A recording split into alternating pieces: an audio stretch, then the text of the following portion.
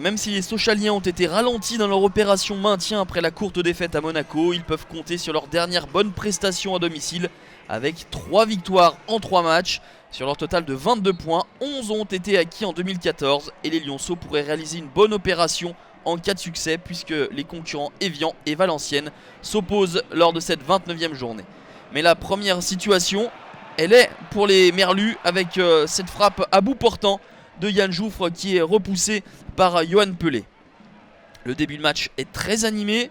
Nous jouons la 6e minute désormais avec ce petit numéro de Persic qui parvient à trouver une fenêtre de tir. La frappe est tendue et oblige Fabien Audard à une belle horizontale. Le corner à suivre. Les gabarits sont montés. Sinkala notamment. C'est repoussé par la défense lorientaise.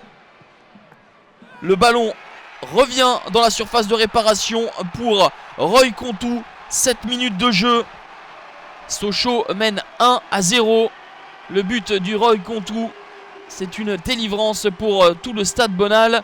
Alors la position de l'attaquant sochalien est très limite, peut-être en position de hors-jeu. En tout cas, l'attaquant doubiste ne se prive pas pour fusiller Fabien Audard de près. On voit sur ce ralenti qu'il y a bien une position illicite de la part de Roy Contou suite à la première frappe détournée. Mais en tout cas, Sochaux mène déjà 1-0 après moins de 10 minutes de jeu. Les Sochaliens sont galvanisés. Roy Contou, le premier avec le centre. Ça vogue au deuxième poteau. La volée de Sébastien Corchia oblige Fabien Audard à une nouvelle intervention. Les Lorientais sont bien rentrés dans la partie, mais ensuite ils se sont fait aspirer par la fougue et la bonne volonté des Sochaliens qui, l'année passée, s'étaient sauvés grâce notamment à un bon parcours à domicile. 1-0 à la pause pour Sochaux. Le tout devant des supporters en furie. Lorient s'est imposé lors de la dernière journée 1-0 en toute fin de match face à Saint-Etienne. Christian Gourcuff s'est vu proposer une prolongation de contrat et a 15 jours pour y répondre. On suivra sa réaction et sa décision avec attention. Et une action pour les Lorientais en deuxième période avec cette frappe de Jérémy Aliadière. Yoann Pelé est vigilant. Lui aussi, c'est la bonne pioche du mercato hivernal. Il fait énormément de bien depuis son arrivée dans les buts sochaliens. Une nouvelle incursion pour les Lyonceaux avec cette frappe de Nogueira. L'enchaînement est bon. Le contrôle et la frappe obligent Fabien Audard à une parade pas si évidente que ça. La balle près de son pied d'appui. Le grand gabarit d'Audard est obligé de se coucher.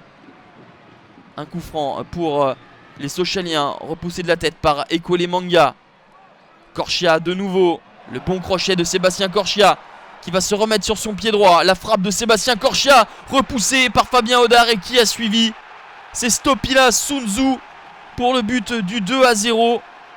Troisième but pour le défenseur central zambien. Et la joie à demi perceptible de Renard. C'est le troisième but lors des 4 derniers matchs à domicile pour Stopila Sunzu. Le troisième de la tête. Il fait du bien pour Sochaux qui se dirige vers une 4e victoire consécutive. Ce sera chose faite. Sochaux s'impose 2-0. 4e victoire consécutive à domicile. La 4e sans encaisser de but.